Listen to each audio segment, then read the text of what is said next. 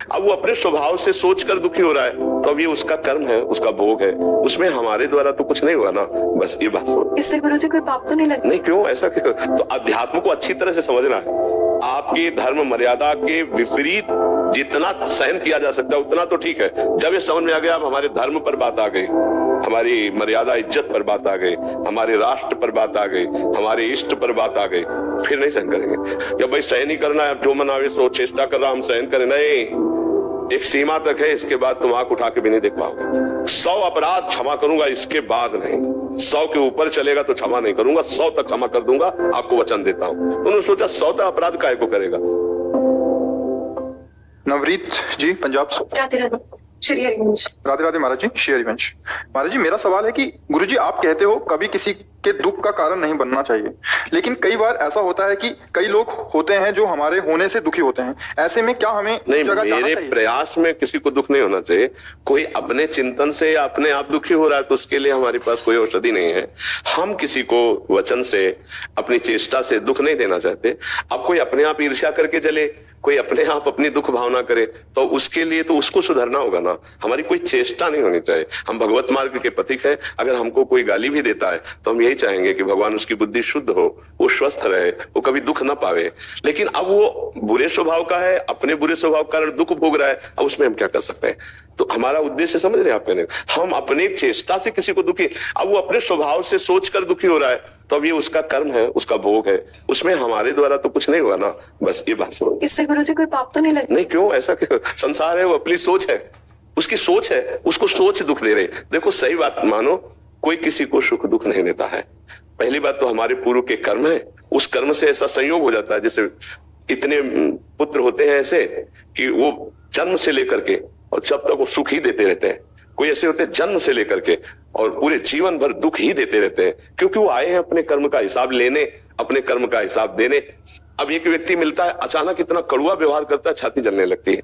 एक व्यक्ति मिलता है, इतना मीठा व्यवहार करता है कि बार बार उसकी याद आती है, अनुकूलता और प्रतिकूलता। तो उस व्यक्ति से हमारा कोई कर्म का संयोग है, वो मृदु व्यवहार कर रहा है, कोई कर्म का संयोग है, कटु व्यवहार कर रहा है। ये कुछ कर्म की ऐसी लीलाएं होती है और कुछ स्वभाव की लीलाएं होती है। एक आदमी है जो सर्पवत स्वभाव का है, चाहे जितना आप अमृत भरे वचन बोलो, चाहे जितना व्यवहार करो, वो विष ही उगलेगा। वो अपने स्वभाव के अनुसार व्यवहार करेगा, कड़ुआ ही व्यवहार करेगा।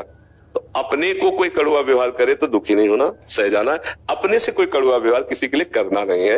ये हमारा अध्यात्म शिक्षा देता है, इसी में बहुत आनंद रहता है। अगर हम ऐसे व्यवहार में देखें तो प्रतिपल लड़ाई झगड़े की संभावना है। नहीं, आप देखो घर गृहस्थी में, अगर सहनशील नहीं होगे तो आपकी गृहस्थी भी ठीक से नहीं चल पाएगी। तो हमको सहनशील होना है। दूसरा हमारे साथ कड़ुआ व्यवहार कर रहा है, भगवान देख रहे हैं। यदि मेरा कोई प्रारब्ध भोग है तो मैं सह रही हूं तो नष्ट हो रहा है, और अगर प्रारब्ध भोग नहीं हो, मैं सह रही हूं, तो उसका सुधार होगा, वो भगवान करेंगे। हमको बहुत सावधान रहना है, हमारे द्वारा कोई कटु व्यवहार ना हो, ऐसा प्रयास करना है। अगर हो जाता है तो हम फिर उसका सुधार करते हैं, तो प्रयास करना है। एक चीज और ध्यान रखनी है, सहने की एक सीमा होती है। अगर कोई सीमा उल्लंघन करके, तो फिर या तो बड़े जनों का सहारा ले या कानून का सहारा ले, तो उस समय क्षमा काम नहीं करेगा। नहीं, एक क्षमा की एक सीमा है। गृहस्थी में, शरीर की मर्यादा में एक सीमा है कि कोई उल्लंघन मर्यादा का कर रहा है तो एक सीमा तक, सीमा के आगे तो तत्काल बड़ों का सहारा, कानून का सहारा तत्काल, उसमें फिर क्षमा नहीं तो आज क्षमा कर दिया, कल वो और उपद्रव करेगा। समझ रहे? एक सीमा तक तो ठीक है, सीमा के बाहर फिर आप कोई सन्यासी नहीं है, आप एक गृहस्थ धर्म में है। जैसे सन्यास में असीम क्षमता है। अब मान लो ये शरीर है, कोई पीट रहा है तो उसे भगवान का विधान मान करके चुपचाप सहन कर लिया गया। लेकिन अब जैसे आप गृहस्थ में तो आपको ऐसा नहीं करना है। अगर आज उसने हाथ उठा दिया है तो कल वो कोई खतरा पैदा करे, इससे पहले कानून में रिपोर्ट करो, अपने बचाव पक्ष को करो, क्योंकि आप कोई साधु महात्मा नहीं है, आप गृहस्थ में चलकर धर्म का अनुष्ठान कर रहे हैं।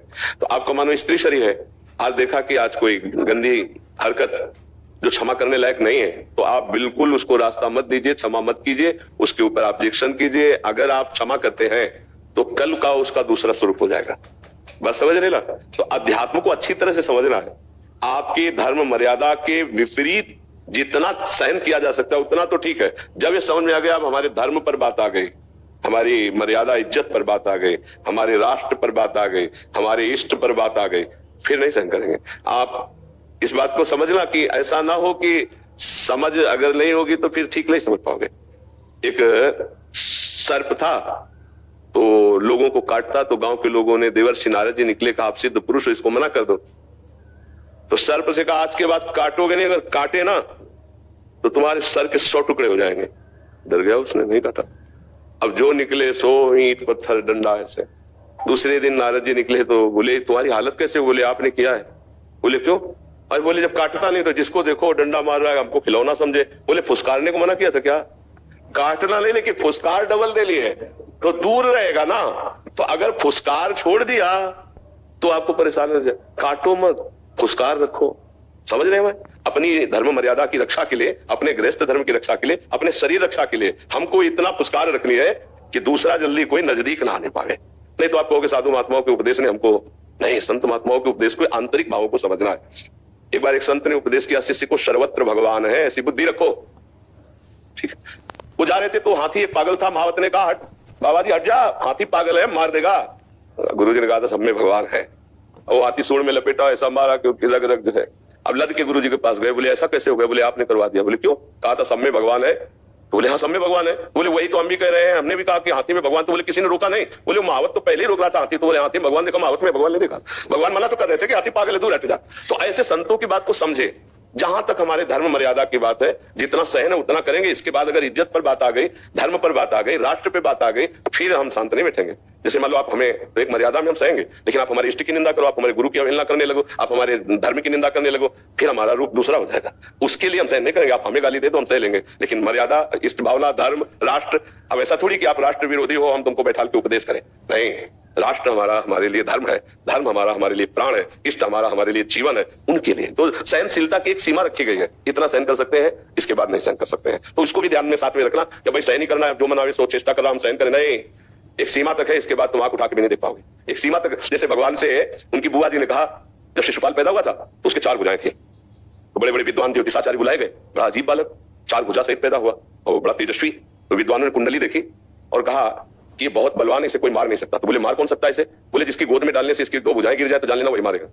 तो बड़े बड़े सब रिश्ते नातेदार सब बुलवाए गए और ये उनकी मां ने जानने के लिए एक प्रथा रखी, तो सबकी गोद में बालक को। और जे भी द्वारिकाधीश भगवान श्री कृष्ण की गोद में रखा 2 भुजा। तो उन्होंने कहा बेटा तो हमारे पुत्र के समान हो। हमें विद्वानों से पता चला था, इसका मतलब तुम ही हमारे पुत्र को मारोगे, तो वचन दो कि तुम पुत्र को मारोगे नहीं। तो उन्होंने कहा बुआ 100 अपराध। उन्होंने सोचा 100 अपराध करेगा काहे को?